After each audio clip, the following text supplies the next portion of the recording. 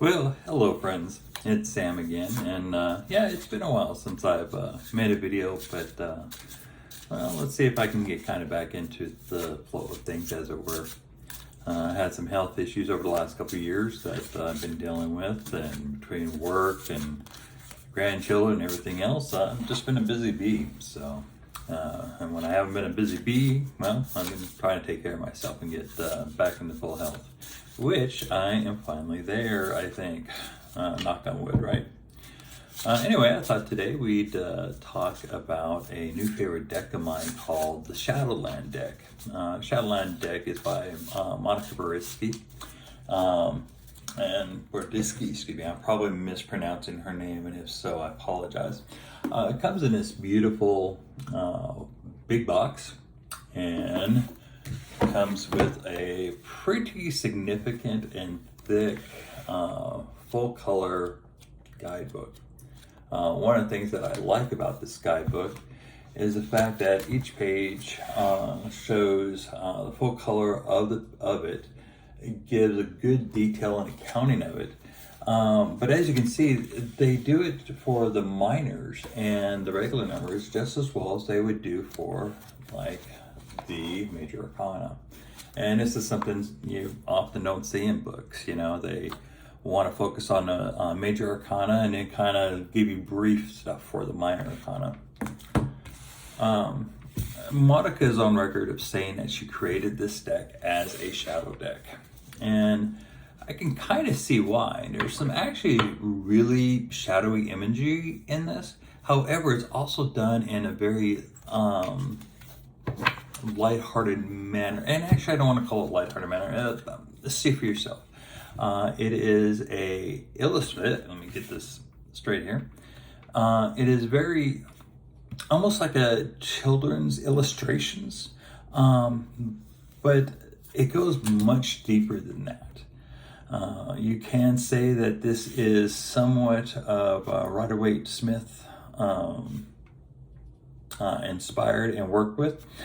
For example, here in the Empress, you do have the pregnancy, you have the Empress as a tree, surrounded by everything that you would see in life, but not just the good things in life like your bunny rabbits and your healthy things like your fruit, but you also see symbolizations for death, which is part of life. You see things of considered more darker imagery, such as the bat. And this holds true in a lot of the cards and illustrations. I have found that this deck works really well as a combination. By the way, the Three of Swords here, one of my favorite Three of Swords yet. Thinking from a masculine point of view, supposed, yeah, we all know how that goes, right? As well as a shadowy look. How often does a guy have a broken heart and we just act like everything's cool, right? We put on our shades, everything's cool. And yet that's not what's going on. Our heart has been pierced and it's bleeding, etc. And this card does a great job of showing that. And as such is one of my favorite Three of Swords I've seen yet. Kind of almost forgot where I was explaining, but the imagery in this is just astounding to me. And I have found that it is a combination of understanding what your cards are and what they mean in a Rider-Waite-Smith vernacular. But also there's a lot of intuition that needs to be read into these. One of the things that I have discovered, and I will point out a great example when I come across it here, is these cards have a lot of, in an intuitive sense, a lot of personal meaning sometimes. Matter of fact, here's a great example. The Five of Pentacles, you know, which is all about being together, family, friends, your hearth, your tribe. And yet here we have looking on the outside, looking in. And how often, and again, I guess you have to keep in mind, this is a deck that's used for shadow work. So even in a positive, upright meaning, there's still a little shadow to it. And this is a great example is, how often do we feel alone and left out of the crowd? And this card does a great job of deciphering that, to me anyway. And as an introvert myself, as someone who doesn't make friends very easily, who doesn't have a lot of friends, I definitely feel this guy right here. I mean, call him a Sasquatch, call him what you will, but he doesn't feel like he belongs. And how often do we feel like this? This has been what I consider one of my premier cards, and this is the Page of Cups. And the first time I drew a card in this deck, this was the card that came up and has really become, to me, what this whole deck represents. On the outside, this is an illustration of a fish holding a baby fish who's holding what looks like a pet worm of some sort. Now, this deck means, this card internalize almost immediately. See, my mother was really good about showing me the world, about taking me and saying, hey, look at this, look at that. And in return, I also do that with others now. But when I was a child, I actually had a pet caterpillar. Yes, a pet caterpillar. Its name is George. And really, I see in this card myself and then little George and my mom showing me the world. Furthermore, I grew up on a boat. And so I spent a lot of time alone as a child, but it was a good time as a child. And living on the water, I was often out sailing. Take all this into account. There's two signifiers that have followed me throughout my tarot history. The first one being the Knight of Air, Knight of Swords, excuse me, and the other one being the Page of Cups. So this whole card has a lot of meaning to me, and that is what actually really drew me to the deck to begin with. And it's just, the imagery is beautiful and speaks to you. At least it speaks to me. Now, I recognize that because of the illustration style, it's not going to be everyone's cup of tea. And to be honest, when I first ordered the deck, I didn't know if it was going to be for me or not. I was torn. And what got me was actually watching all the various reviews about this deck and individuals who, like me, found themselves very attracted to the imagery. Another good example, the Nine of Swords here, the Nightmare card. So, little known fact, I am arachnophobic. And I've gotten better over the years, especially living here in Texas. You just get used to seeing spiders a lot. But I still don't mess with them. If I see one, I head the other way. I am one of those type men that I'm not ashamed that I call my wife and she takes care of it. Being a witchy person herself, she usually just, collects them and puts them outside or finds a new home for them so that they don't startle me and out of my way. But as a thing of nightmares, again, speaks to me directly, right? Here's the Six of Swords. And all these cards, just like I said, have these great meanings and symbology to them. You do have to read them with a degree of shadow of, because it's not quite as it seems when you see another example. Here's the Three of Cups, friendship, celebration. And yet you look at this and these are, for lack of a better word, monsters, right? Well, even in your most down sense, even in your most negative sense, even when we feel like we don't deserve it, there's always usually something to celebrate. There's usually something that we can gather our friends about for us and support. And that's regardless if we're being great and being our best selves or being our shadow selves, being our monsters. So I'm not going to show the entire deck because I don't want this to be a deck flip through per se.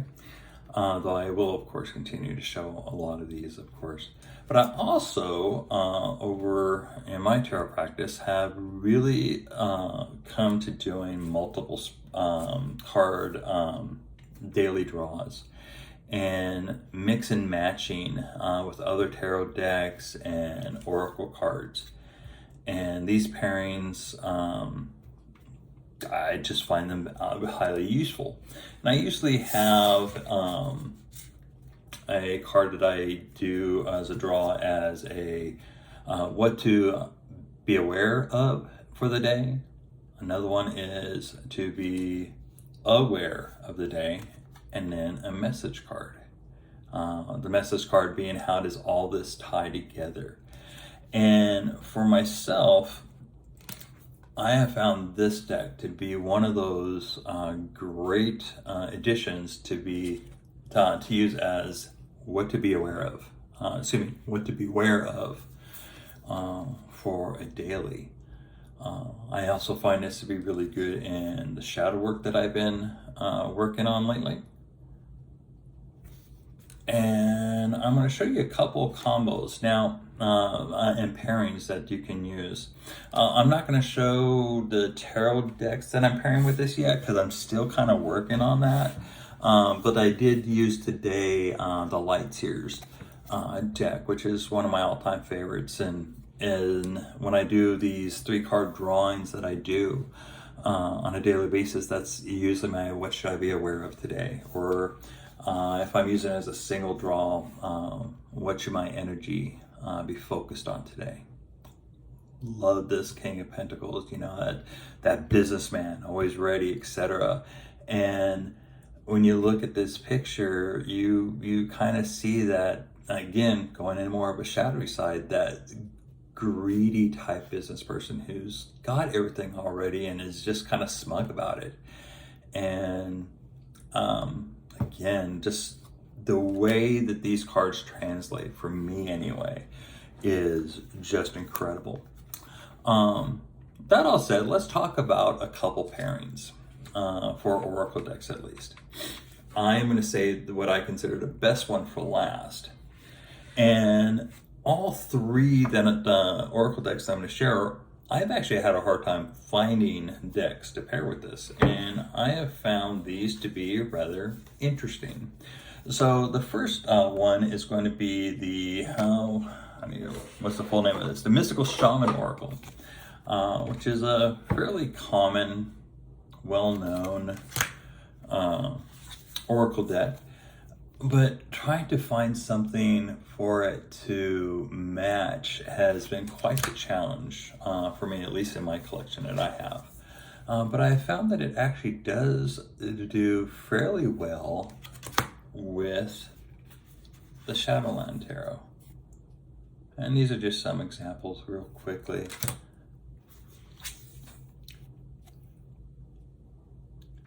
I drew this card a couple days ago and absolutely loved it. Two of Pentacles, according to the guidebook, what did I do with the guidebook? According to the guidebook here, it talks about the mummy being perfectly balanced on the ball that is sinking into sand, but, it's not really going anywhere.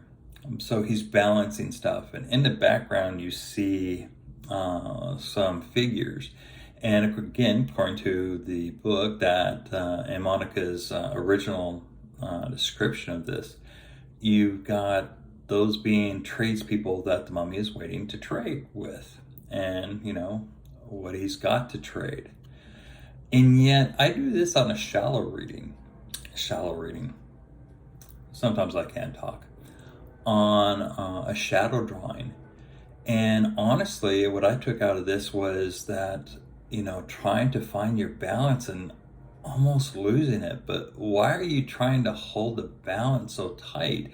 I mean, he's sitting there with his wrappings coming undone. I see in the face there almost a worried look. Again, it's not sure the right word to use. There's not a lot of details in a lot of the faces in these cards, including this one. So some of it, again, is kind of intuitive. So you might look at that face and see someone who is worried. That's what I see. But you may also look at it and just see someone who's just concentrating. And, you know, who knows? There's going to be probably a time when I draw this card and that's exactly what it's going to mean. He's balancing a treasure and standing on a treasure, balancing.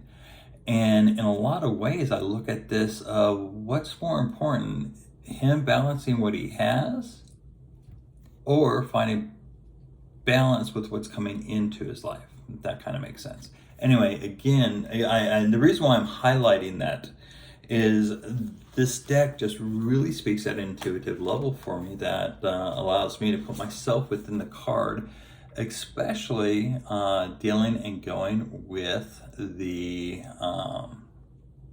whatever it is for the day that I'm drawing for. So this is what these cards look like when they are paired with the Mystical Shaman Oracle. Another deck that I found that works really well with these is from Hay House, and this is called the Shaman's Dream Oracle. And, you know, it to me, it kind of speaks highly when two of the decks that are matching energy, if you will, I think pairing well. I find it interesting that both of them are shamanic in nature and using sacred geometry, not sacred geometry, excuse me, sacred symbols. And yeah, it's just incredible. So I have found these to be really well. I am still working with this particular pairing, but I have found it to be incredible, you know, action incoming, you know, a horseman, herald of change that, you know, is waiting for all these broomsticks, and as we know in a traditional RWS, the wands coming in. Love this hangman. And again, I just find that these two decks do pair well. I guess I should always say mileage always varies, so, you know, don't take my word for it. If you've got these decks, check them out for yourself. See if they work for you. That's the most important thing. On the last Oracle deck that I have that I've been pairing with this that I think works the best is Gordon Smith's The Healing Spirits Oracle. Another Hay House Oracle. Just came out not long ago. And the art styles, and really everything has been a different style, right? But I've just found, for whatever reason, illustrations from this Oracle deck just seem to really do a good job in combining itself with the message of the tarot card, of the Shadowland, especially when we're reading intuitively. So, matter of fact, here's a great example. So here we've got the moon, you know, and again, looking at this as from a shattered perspective, you know, you've got the crayfish or lobster that's, you know, symbolizing leading the way. In a way, this is almost like a witchy Little Red Riding Hood who's making its way through the forest to Grandma's house, and the big bad wolf is after her. And, you know, the moon symbolizing secrecy and mystery. And sometimes it isn't a secret that things are not going your way, or that you have hurdles that you have to overcome. And much like in the fairy tale, Little Red Riding Hood has to overcome the fear of the big bad wolf. And here would be a great, this oracle for the healing spirits is a card, and I'm going to read because I know this stuff comes out backwards. It says, lost, but never alone.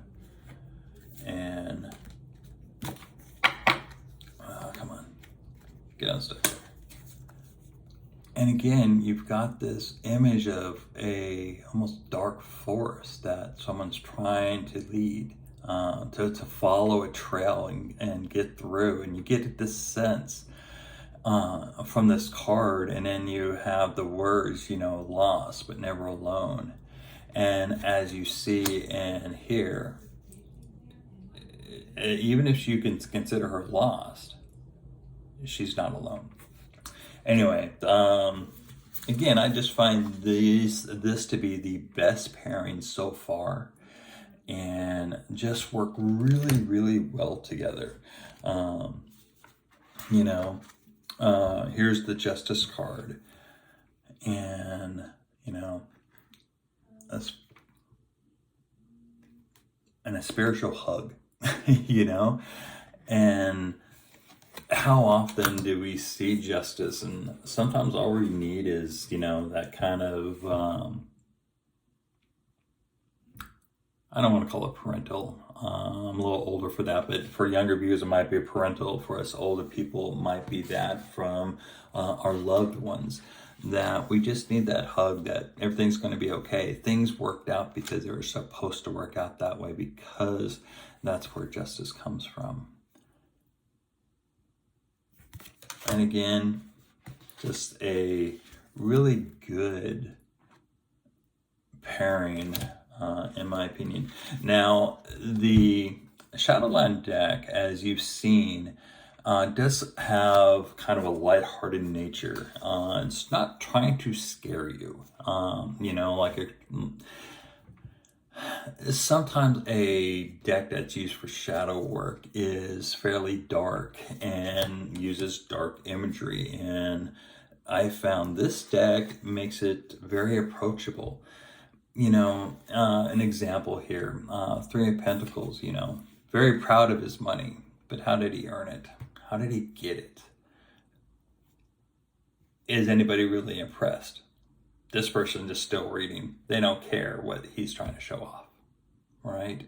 Again, kind of a shadowy look at what the Three of Pentacles looks like. Yet, the colors used are fairly light. The imagery and illustration style, again, you could put a comic bubble up here and make it funny and it wouldn't be out of place. Yet, the tone is still kind of serious. But doesn't frighten you away from that. And I find that with the healing spirits, you've got these beautiful illustrations, but as you've seen as I've gone through these, most of these cards are more darker in color. Not necessarily darker in imagery, but darker in color. And I find that kind of offsets and helps bring the seriousness of the Shadowland deck to the forefront. And that's one of the things that I really like about this deck and the pairings.